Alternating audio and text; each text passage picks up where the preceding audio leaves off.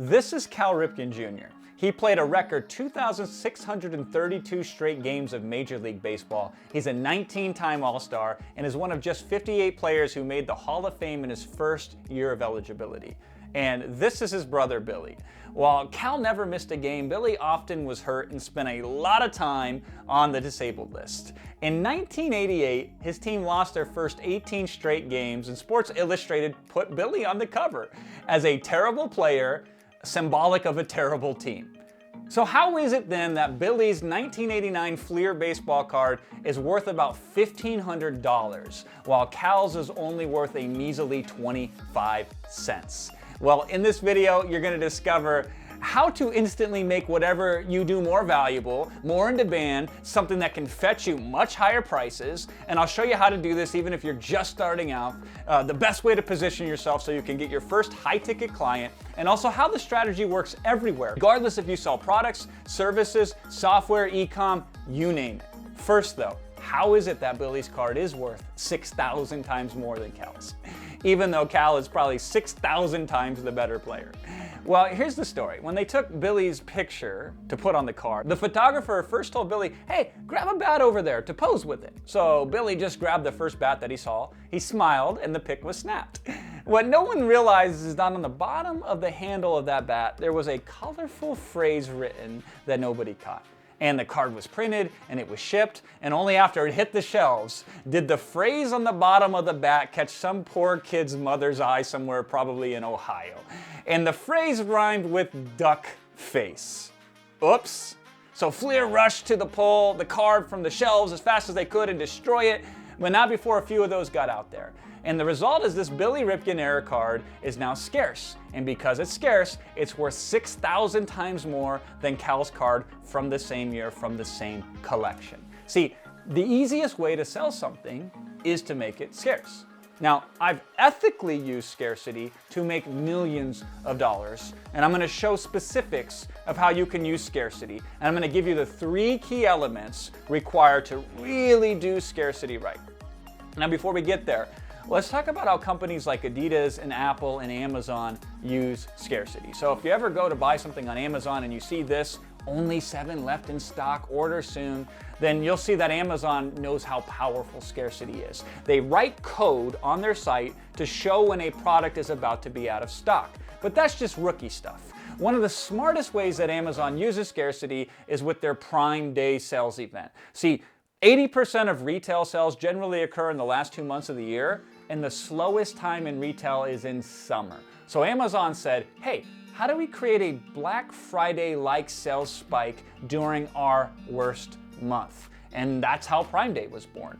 It's an event driven on a very limited time frame with some extra scarcity sprinkled on the top because there's limited quantities of each product that's being sold. So many people, they'll complain and they'll say, oh, the discounts suck, Jason, and it's all a bunch of useless junk that's on sale anyway. The numbers don't lie. The revenue that Amazon generates from Prime Day is staggering. And the point to all this is, why wait for a holiday when you can create your own? And then guess what? You get the scarcity all to yourself. Now, Apple also gets the power of scarcity. See, when they launch a new iPhone, they intentionally produce far less units than they know that they could sell on launch. Because being sold out is the ultimate social proof. What you have is so good, you can't keep up with demand. In fact, how fast they sell out is a great indicator of how many units they should produce for the long run. And yeah, it's true, some folks will not come back and buy when it's sold, and so they'll lose those as customers, but that is usually outpaced by the increased demand you get of people now wanting it even more, because we place higher values on things that are harder to get. And Adidas, they really get scarcity. Many years ago, I smugly laughed at these big dumb corporations. I go, oh, they're so stupid. They'll never understand this secret, what I like to call puddles over oceans. See, big companies often step over small market segments, what we call puddles, and focus their time only on the big oceans. But the thing is, there's a lot more puddles out there than there are oceans, and it's often easier to reach and sell to these so-called puddles. And because there are so few things offered to these very small niches, everything you offer feels scarce. So Adidas figured it out with their sneaker drops.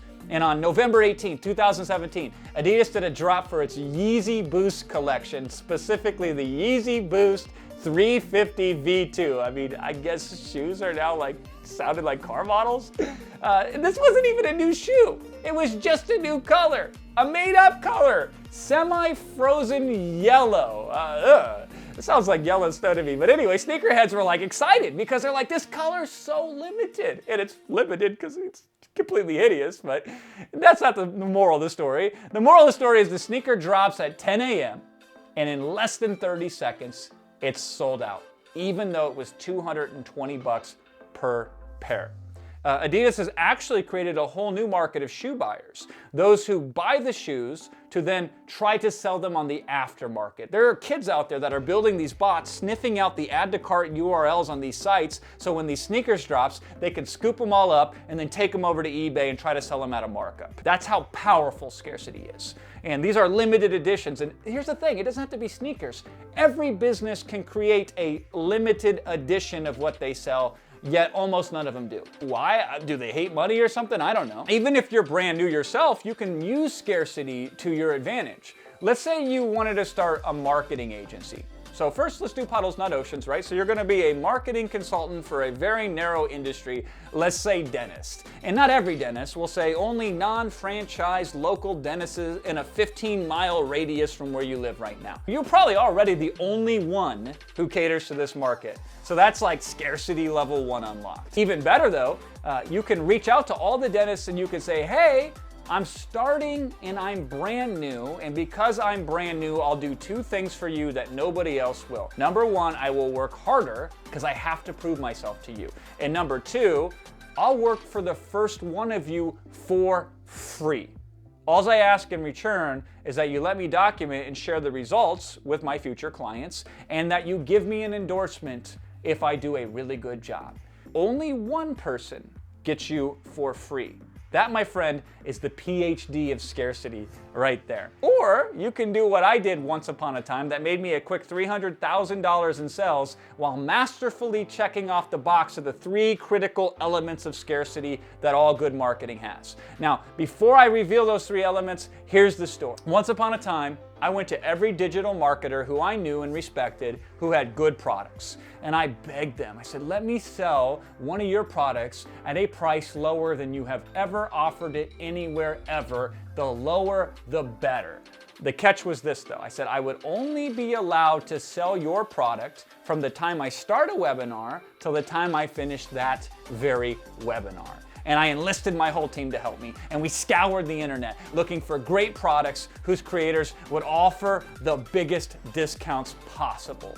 And when it was all said and done, I had 25 products that I could sell. And then this is where it got fun. So we start the webinar, I inform the audience, I say, we got the best deals never seen before, but once I finish this webinar, every deal expires. So I am willing to stay on with you on this webinar for as long as you have any interest whatsoever in maybe possibly buying one or more of these products that I have for you. And then we'd show the first product, talk about it for a few minutes, and then move on to the next product, et cetera, et cetera. We got through all 25 and we said, okay, anybody want to go back? So everybody wanted to go back. So we went through a second time, make sure everybody bought what they wanted, and make sure to clarify any questions to help them decide should they buy or not. And then we said, should we go back a third time? They said yes, same spiel. And by the time this was all over, when everyone finally decided and had bought all the products that they wanted, 14 hours had gone by. And it was only then that I ended the webinar. And it was only then that I checked the sales cart and there was $300,000 in sales. This auction webinar, as we called it, it tied in the 3 critical elements of scarcity beautifully, which are this. 1, it has to be true. Just like Amazon really does code product listings. 2, it has to be believable. In this case, I had a contract that I showed the audience that says I only have limited reseller rights for the duration of this live webinar. 3, there has to be a reason why. I would not be able to get such outrageous discounts unless it was for that very narrow, short time frame. So those are the 3 reasons. My question to you is, how can you use scarcity to your favor? First, make a one of something. Second, offer only once this offer of one. And third, only offer it to a slice of the market that you serve. Ideally, the fattest, most profitable slice. And once you use the 3 elements that I just showed you to launch your own limited edition, don't be surprised when the sales pour in.